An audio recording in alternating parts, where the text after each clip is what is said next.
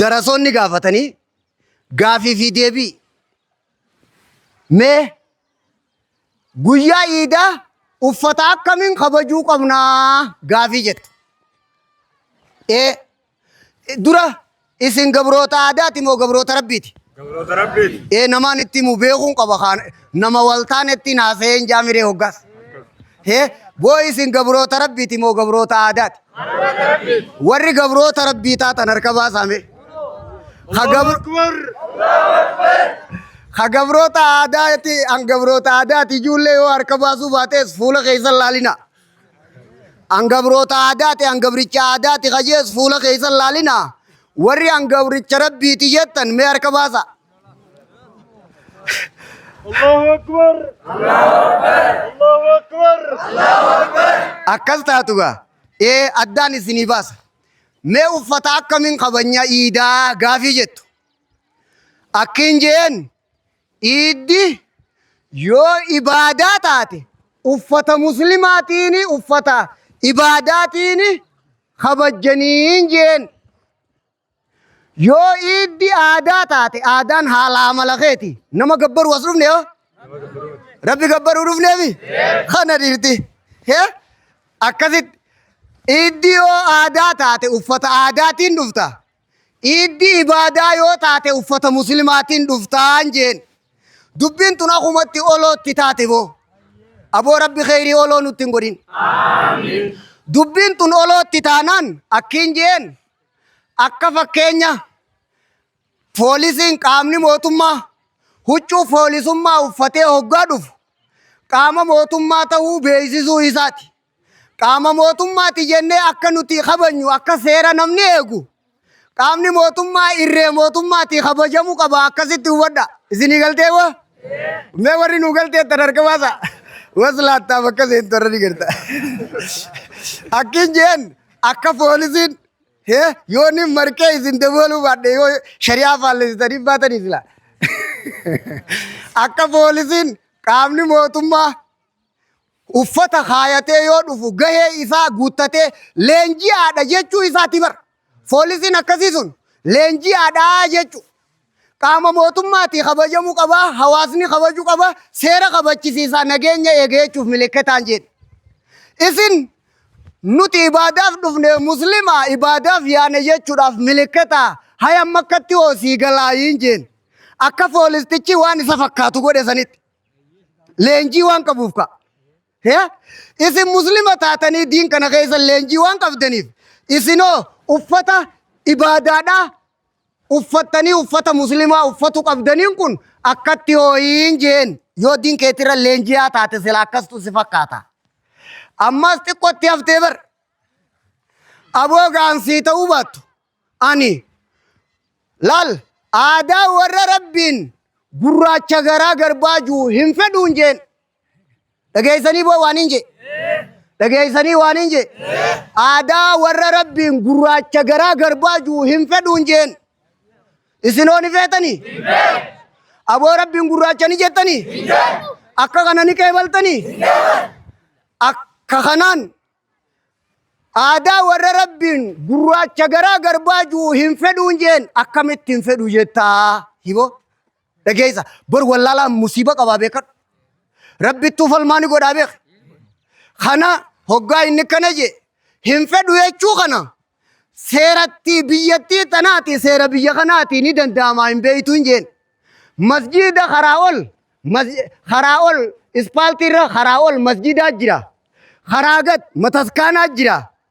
Kun adda adda jiraatuun kafeete dhayxaa kanan fedhu yeettees ni dandeessa jechuu irratti hoggansa biyya tanaati.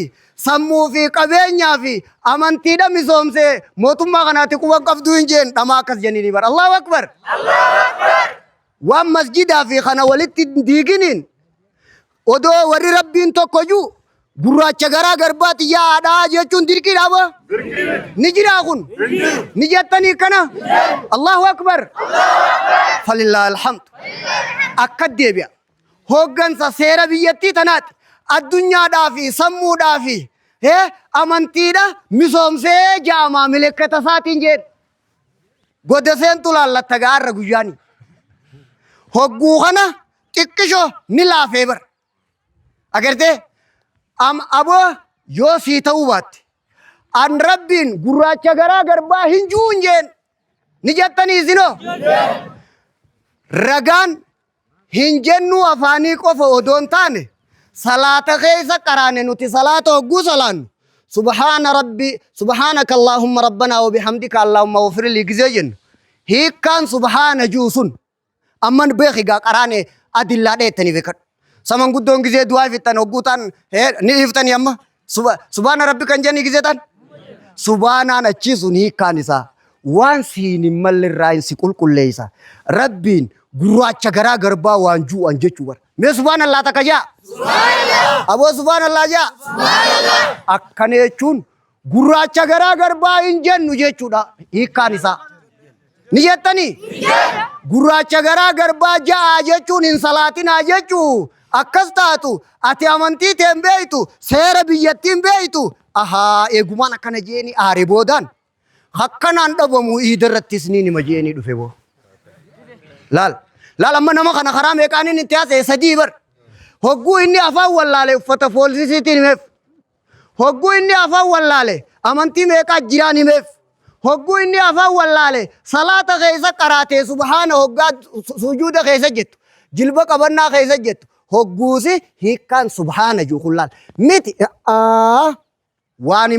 waan siin hin malle irraa hin si qulqulleeysaa jechu yaa rabbi waan siin hin malle irraa hin si qulqulleeysaa gurraacha garaa garbaa rabbiin hin ju'anii akkana jiif keessa ji subhaanallah waan siin hin malle irraa hin si qulqulleeysaa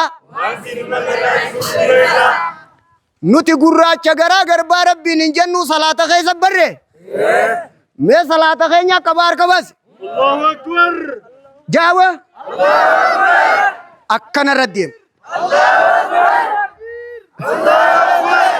akkana dhiirti hee salaata keessa qaraane keeyyata kaayoo mootummaa biyya tanaati agartee akkaataa hooggansa ilma namaati ati kana dambeeyne garii namaa wahidda baafataarra harree warra isaaniitti irra wayyaadhaa jee bakka abaluu waa himtu odoo harree warra isaaniitti himte irra wayyaa jee kana laal tokkoon na qunname wayin siima bar wayi waa keessa jira beekan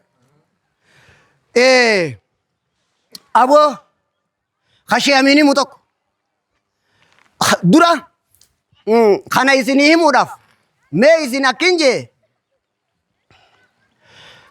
aadaan teessi wajji islaamoyte jirti aboo aadaa tee islaameysite aboo ati islaamoyte hanga tokkoon islaamoyte moo qaama guutuun islaamoyte qaama guutuun islaamoyte moo hanga tokkoon islaamoyte koy ati kinje wal keeysa hin dhabamu aboo keessa deemaa barbaadaa hoomaa jira irraa zoori hamaa ka hoggalaal akkasitti fuudhanii akkasii ol dhawan san akkasitti amma beeke haasawni haasawu akkasiiti amma kinje natti haasawa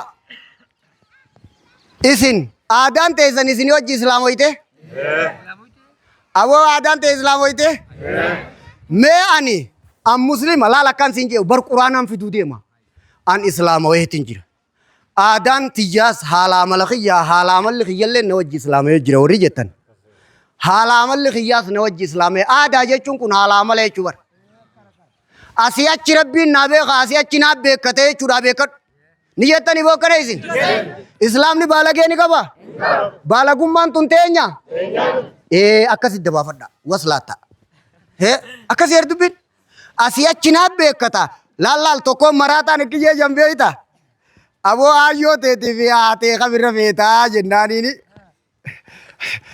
guyyaa aayyoo aboo baalageetti dhiisi feete laal beekanii koblanii amma kinye isin gaafa tokko aada si godha gaafa tokko shari'a si godha jechuudha aboo rabbiin keessan isin biratti akkasi siyaasaa ni baaftanii har'a boota mee warri siyaasaan baaftu ni harka baasaa waslaata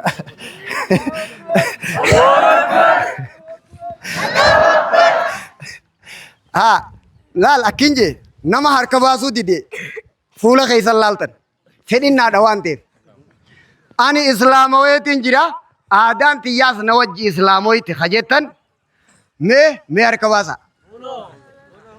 Aadaan teetis atis islaam waytanii keeysaan rabbitti amaneetiin gubbaadhaan kaafiraa anjaayila kajettu ni jirta. Asii achiin quraanattiin dalagaa tatanaa achiin beekkatanii jetta. Baalagee ilmoo teetis irraa haa qabu rabbi ranni baalagoomta. Abboon naa beekaa ijoolleen jettu baalageedha beeka. Baalageedha wallahi fayyaana ta'e. Haa mee asii achi naa beekkata. Asii achi quraanaan naa beekaa akkana ni jettanii. Aadaan teessan islaam wayte? An aadaan hin qabu aadaan xiyya na wajji islaam wayte mee warri jettan? Aadaan teessi wajji islaam wayte? Sirraa gadi? Dhuguma? Rabbi sirraa haa qeebalu. Hogguu akkas taate isiniifin hima gaa. Akkas taanaan. Dhufeeti amma gabroonni aadaa nu keessan jiru ijoollee dargaggoo gabroota aadaa tataate. Ijoollee tana dhufee aboo islaama'uun barbaada. Na islaameessaadhaa jee ijoollee. Bar shee amiinii hima bar. Na islaameessaa jennaan nuti si islaameessuun beeynu sheeka si geessinaa jeniiti qabanii sheeka fidan jedhan. Hoggaa sheeka fidanii shaadaa akka jeni isliminnaan akkanaa haqa rabbiiti hunda akka dhugaadha ragaa wajji hogguun ni lafa kaa'e sheeka na qofaami. Ijoollee tanaas anumaa wajji shaadaa jechisiisii jee. Allahu Akbar. Maaliif ijoolleen tun qafoon akkanuma yaati shari'aa isaanii dambaafanne. Warra nuti muslima jecha aadaa Oromooti sehee amantii gurraacha garaa garbaa juuqee bale kana warra amantii fiitu dambaafatin kana hin islaamoyneene wajji islaameessi jeen gabroota aadaa kan akka isaan gabroota rabbii ta'an. Boona dhageessanii? Gabroonni aadaa kun akka gabroota rabbii ta'an na wajjuma islaameessi jeen ijoolleen tunumaa dambaafanne. Ijoolleen teenya akka kanan taane waadda baafadha. Namni yoo waadda siin bahin sa inni waan akkanaa maasa wajaa nin beekne bar jaahila jechuu kana. Akki jee jantiitichi awwaan ajaa'u hunda anumaa qorate. Afaan akka jaahilatti afaan ajaa waan agarree jee jaahilli nama rabbi hin beekne. Isinii mi beekadha. Jaahilli nama rabbi irraa adaban qaba. Jaahila jechuun nama miizaan hin beekne miizaan. Waa katabuuf qofa hin baanin. Waa dubbisuu qofa hin baanin. Gizee hunda hogguun jaahila jee waa katabuu fi dubbisuu qofa hin baanin. Nama miizaanni karoorri isaa duraa badeen baana hartaan isaa duraa bade. Ha duraa bade. Inni kun asirra deebi'ee wanni ati godhuu qabdu kaayoo ta'e keessatti. Namni yoo waa beekuu baate kunoo akka namicha na gaafatee kana ta'a. Sadarkaa meeqarraa meeqa dabre gartaati. Adda bahuu fi didee jaalalti ija nama baysiti jeni ijji bayxee waan itti himamu didee. Hanga as gahee as ga'utti. Aboo isin salaata keessa waan beeytan aadaadhaa fi wanti tun amantiidhaa ka keessa dambeeyne. Amantiidha nu qabsiisu jiranii maqaa sabaatiin jechuun dargaggoon adda baafadha. Waaqa gurraacha garaa garbaa hin jennuu hin feenuu maal inni salaata keessa qaraane. Adda isinii baatee hoo? Mee warri salaata keessa qaraane subhaanallah maanaan isaa kana ittiin harka baasa. Madda haraashiitii haawwan keenya ganda guutuu akka qaraasisa. Ni qaraatanii? Abuu harka baasa haawwan hin harka baasaa jiin. Gamas naa geessi laal. Ni qaraatanii? Ni baratanii? Ni baratanii? Hundi keessa rabbi isin haa barsiisu. Kana laal mudannoo takka. Namni yoo waan beeyne waan hin fakkaanne si gaafata. Asuma kunoo karaa ispaaltii tana afaan. Quraanaan qara'u jira manguddicha tokko na dubbisee bara. Isaan waa balleessee odoon taane waa wallaaluu waan nama gootu qofa laaltaati. Anu tanaafin maqaa himuu hin deemne.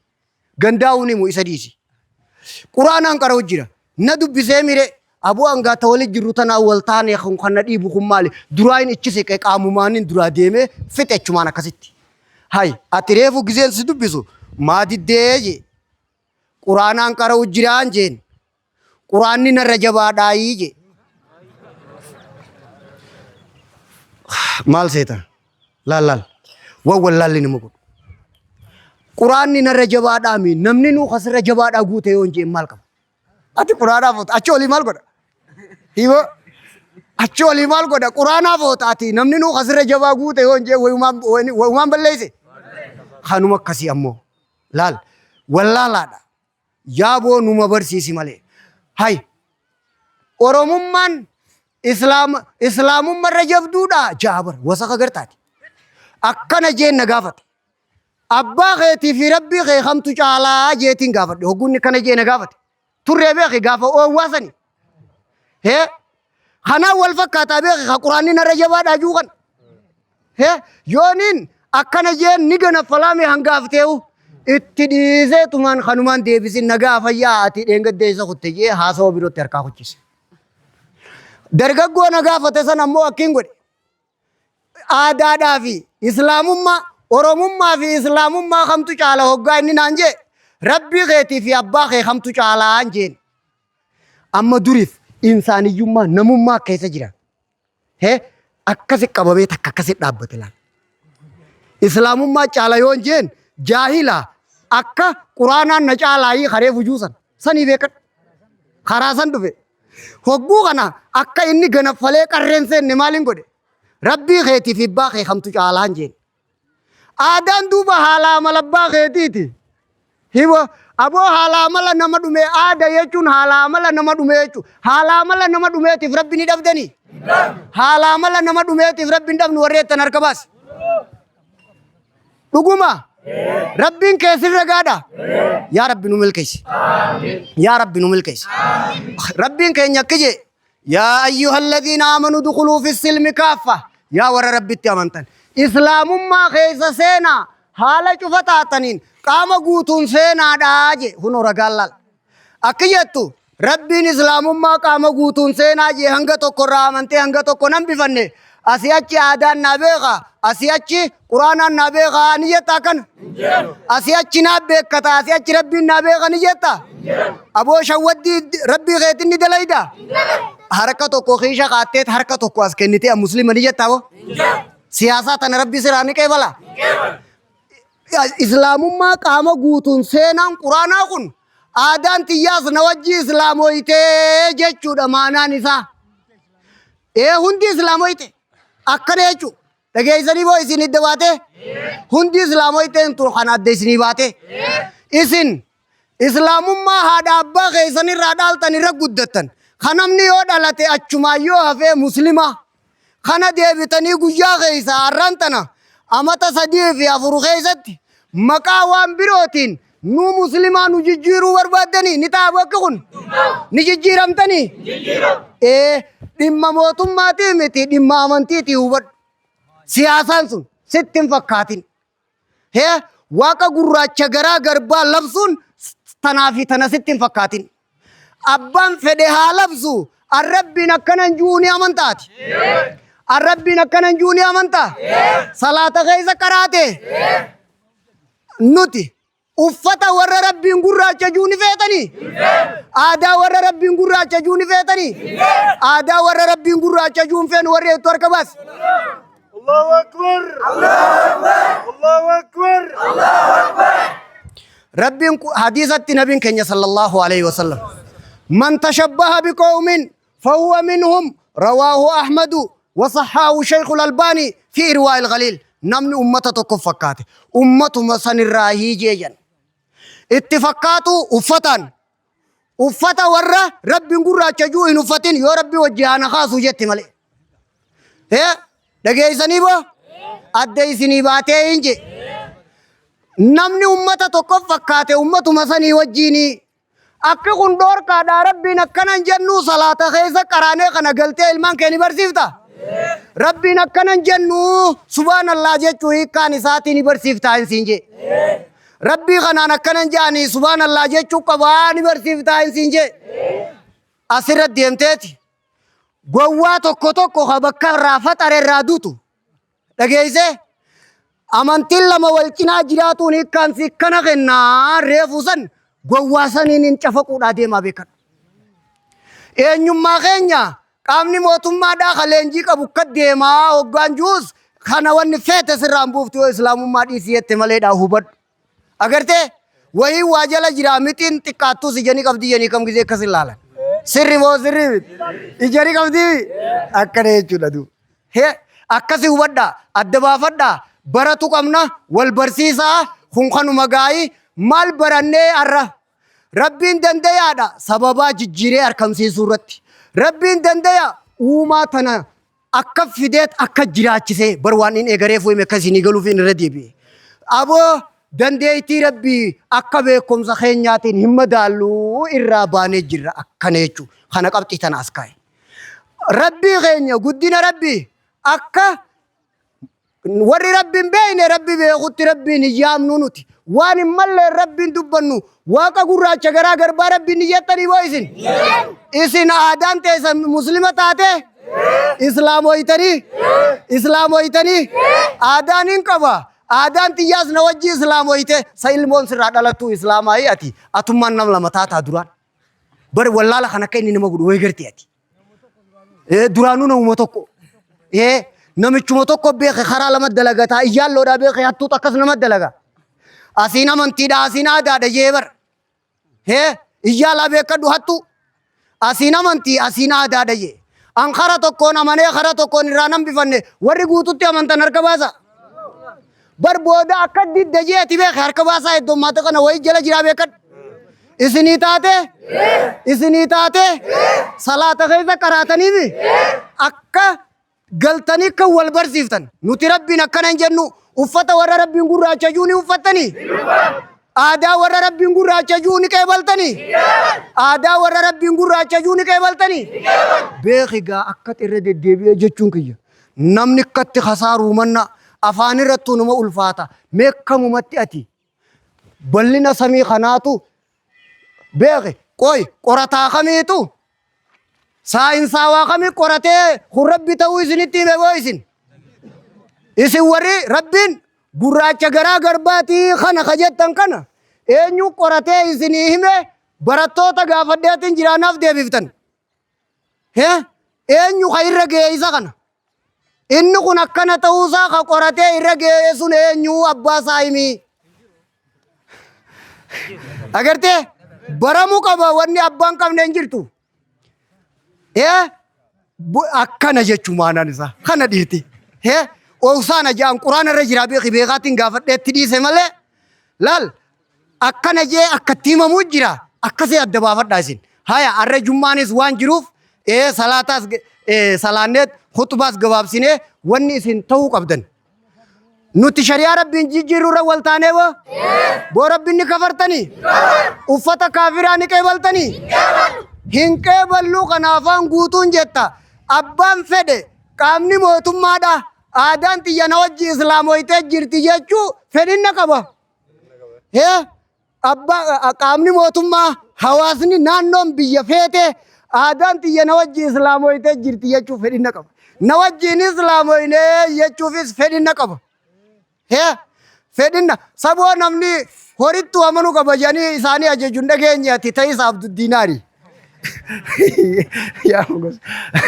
Ammoo namni horittu amanuu danda'a jedhanii labsiin dhageenyaatti. Hadiisni nabii ta'is abduddiinaari jeeqa horichi maallaqaa kasaarii jeeqa. Haya amma asittiin dhaabaa. Assalaamu alaikum warahmatullahi wabarakatuh.